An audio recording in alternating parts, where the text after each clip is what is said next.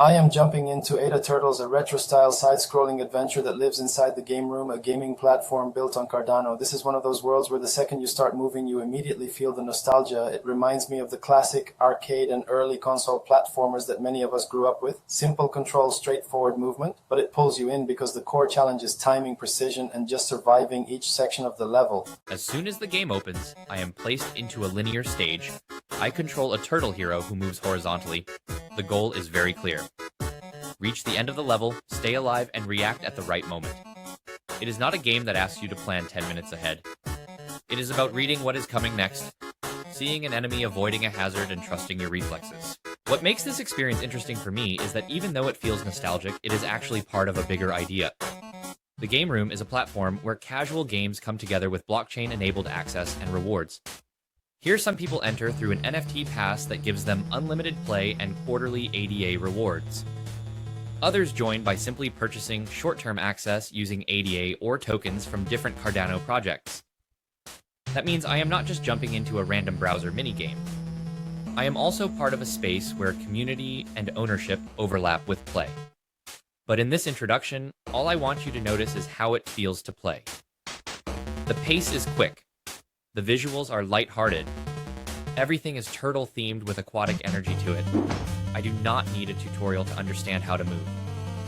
I can walk left or right, enemies appear, and immediately block my path, and the only way to keep advancing is by dealing with them. It forces me to stay alert. This is the kind of gameplay that works extremely well for short bursts.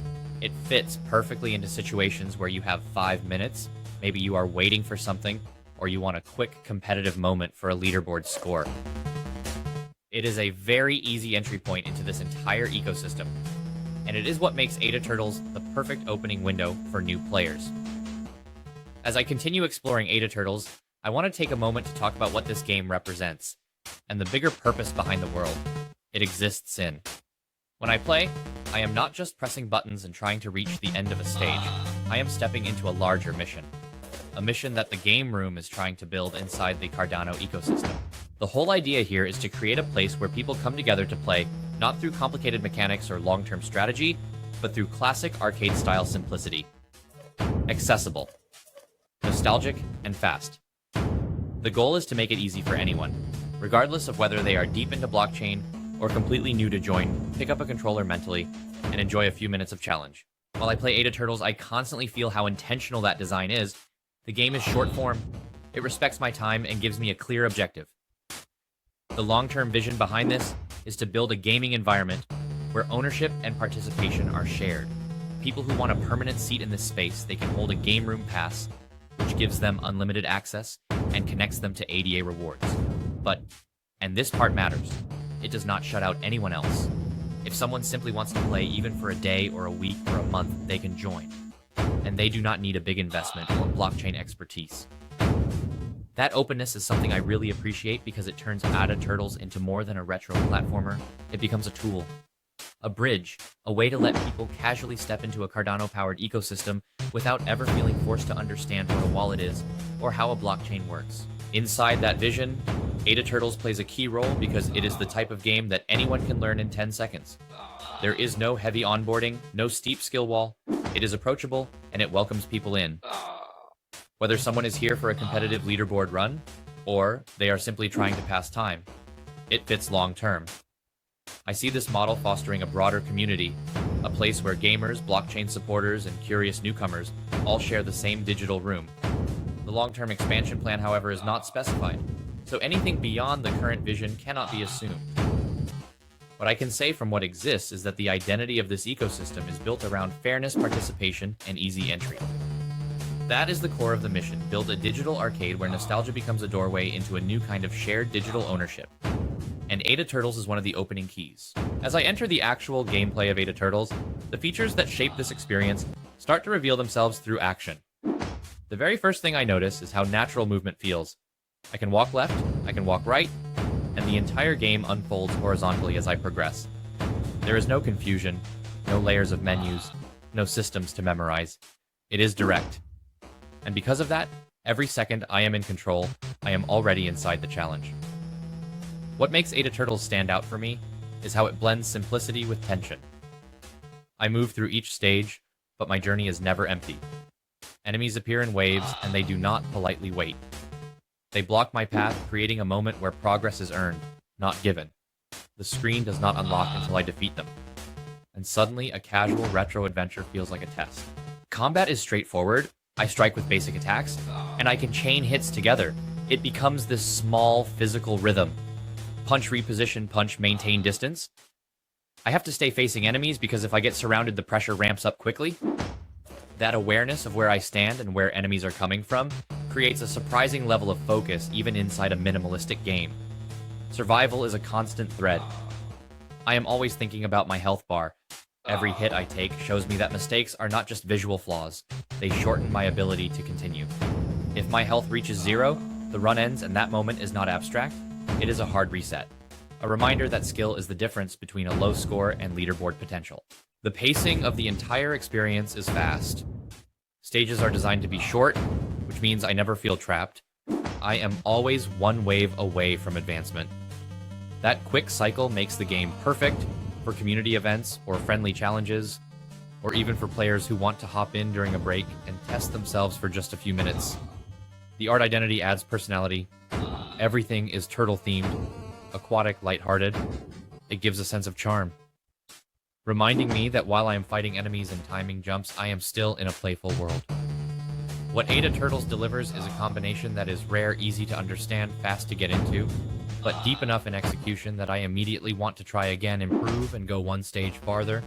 It is nostalgic, but it is also alive, inviting repetition, mastery, and fun. While I play Ada Turtles, I am not only interacting with a game, I am inside a structure that is powered by Cardano technology. Even though the gameplay itself is simple and familiar, the access to this world and the value that surrounds it are driven by blockchain. The game room is the environment where Ada Turtles exists, and inside that environment, the key to full access is something called the Game Room Pass. It is a Cardano NFT, and this digital asset acts like a real ownership key. If I hold it, I can play as much as I want across all mini-games without limits. That is a major difference because instead of a subscription that disappears when I stop paying, this is ownership that stays with me and connects me to the project in a long-term way. There is another layer tied to that NFT. When I hold one, I am also eligible to receive quarterly AD rewards. These rewards do not come from in-game spending. They come from a mining operation purchased using funds from the original mint. That means there is a real-world operational engine generating value that then flows back to holders. It turns the pass from just an access card into a digital asset linked to an economic output. For people who do not hold that pass, access is still available. I can simply purchase time-limited entry, 1 day, 7 days, or a month, and I can pay using ADA or even tokens from other Cardano projects. That matters because it shows how this ecosystem is designed to speak natively with Cardano assets. It does not isolate itself. It invites the broader blockchain community, whether someone is a holder of ADA or a supporter of a different project token. From a technical perspective, the ecosystem leverages Cardano for verifiable ownership distribution of value and the ability to transact in native tokens.